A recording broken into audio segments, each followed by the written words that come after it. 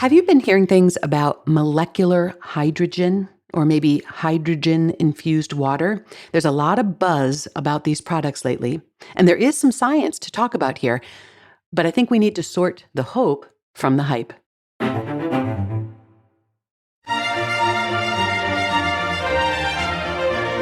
Hello, I'm Monica Reinagel, and this is the Nutrition Diva Podcast, a show where we take a closer look at nutrition news, research, and trends so that you can make more informed decisions about what you eat. And today's show, like so many others, was prompted by an email from a listener. Alina wrote, "A friend recently asked me if I'd heard about molecular hydrogen or hydrogen water tablets. Are there any evidence-based health benefits to this product, or is it all just hype and marketing?" Well, actually, it's a little of each. There is some legitimate research to talk about here, as well as some hype and marketing. But before we get into those details, the last of our special series on stronger bones at every age should also be in your podcast feed right now. The additional shows that came out on Mondays this month were part of our observation of Osteoporosis Awareness Month.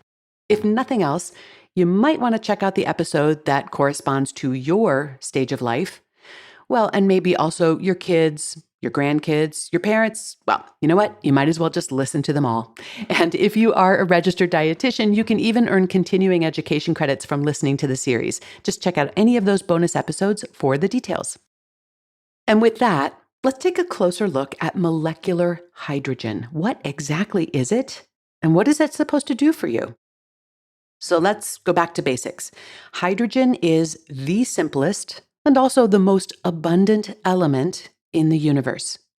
But when marketers talk about molecular hydrogen, they're referring specifically to H2. That's two hydrogen atoms bonded together to form a colorless, odorless gas. And that's actually how hydrogen naturally exists when it's not part of another larger molecule. So in a way, calling it molecular hydrogen is a little redundant. It's kind of like saying liquid water, but it does make the product sound more sciencey, doesn't it?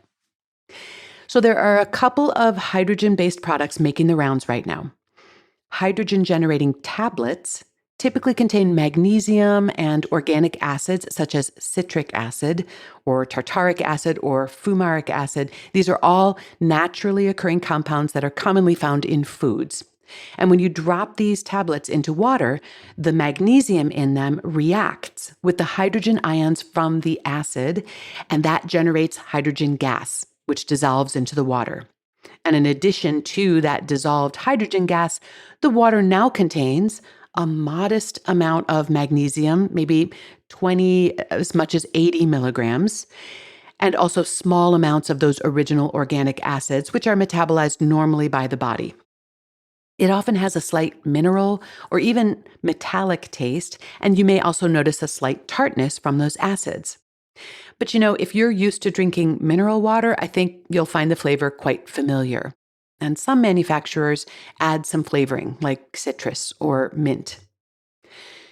You can also buy pre-bottled hydrogen water, which is simply water that is infused with dissolved hydrogen gas ahead of time. So these generally do not contain magnesium or organic acids, and they're more likely to taste exactly like plain water. The problem with this, though, is that hydrogen is a very small, light gas, and it does tend to escape over time, especially if the bottles aren't perfectly sealed. Okay, so what is the pitch that people are making for these products?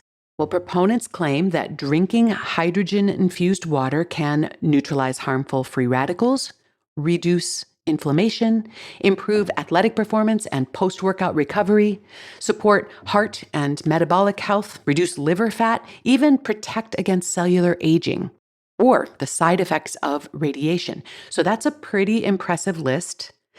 But it's also a red flag that we might be dealing with more marketing than science. But as I said, there is some emerging research behind some of these claims. So let's take a closer look at what the science actually says and how hydrogen stacks up against other better-known supplements. Some studies suggest that molecular hydrogen can act as a selective antioxidant. And hydrogen's small molecular size also allows it to diffuse quickly across cell membranes and enter the mitochondria of our cells, which is where a lot of that oxidative damage tends to occur. In one study involving athletes, hydrogen-rich water boosted total antioxidant capacity, they call that TAC, by about 15%, and it also increased their blood levels of superoxide dismutase, we usually call that SOD, increased those levels by about 18%. Now, SOD, by the way, is an antioxidant enzyme that is produced by the body itself, as opposed to one that we consume in food. And it's a really key player in the body's antioxidant defense systems. So, how does hydrogen water compare to other common antioxidants? Well, unlike broad spectrum antioxidants like vitamin C, which can be a lot more indiscriminate, scavenging both harmful and beneficial reactive oxygen species, hydrogen appears to target only the most damaging one. So while it's less potent than vitamin C, the effects appear to be more targeted. So a more appropriate comparison might be between a hydrogen-enriched water and a supplement like N-acetylcysteine, NAC, which is used to boost production of glutathione. That's another enzyme that's produced in the body and not really consumed from foods. In terms of boosting total antioxidant capacity, NAC seems to be about twice as potent as hydrogen water. Now, as I mentioned, hydrogen water also appears to have anti-inflammatory effects, with some small studies showing reductions in C-reactive protein, that's a key inflammation marker, of 20 to 30%. But these studies were done in people who had elevated inflammation levels. And that impact, 20 to 30% reduction, is in the same range as effects that we see from other much more extensively studied supplements like curcumin, which is in turmeric, or ginger. I also wanted to look at some of the claims regarding heart and metabolic health. There are several studies suggesting that hydrogen-enriched water can lead to modest improvements in things like cholesterol and glucose tolerance. But there are other nutritional interventions that I've talked about on the podcast in the past, things like red yeast rice extract and berberine, which actually outperform hydrogen on these particular fronts. However, I will say that each of those supplements does also have a higher risk of side effects than hydrogen-infused water, which is exceedingly safe. And in a similar vein, there was one small study that found hydrogen-rich water reduced liver fat by nearly 10% in people who were suffering from excess fat in their liver. Vitamin E and omega-3 fats are 2 or 3 times more effective in reducing liver fats. But again, high doses of those nutrients does carry some risks. So once again, hydrogen's advantage here is its excellent safety profile, if not its potency.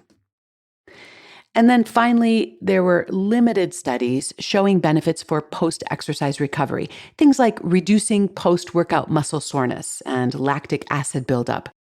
Other substances, such as tart cherry juice, offer similar benefits, although hydrogen-rich water appears to be more effective in reducing the amount of lactic acid in the blood. Overall, molecular hydrogen shows real, if modest, potential across a range of health domains. Although, really, we could use some larger, longer-term trials to shore up some of these preliminary findings. And while it may have beneficial effects on a number of different systems, it seems to me that it's rarely the most potent option in any single category. In other words, if you have specific health concerns that you're trying to target, there may be other things that would be more effective. And of course, no supplement is going to undo or compensate for a poor diet or other unhealthy habits.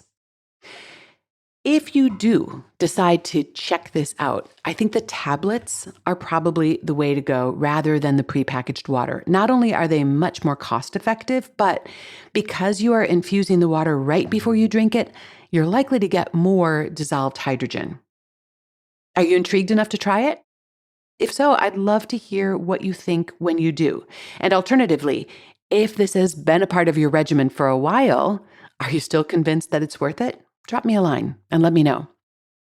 Thanks again to Alina for her very timely question. And if you have a question you'd like me to answer, you can email it to me at nutrition@quickanddirtytips.com.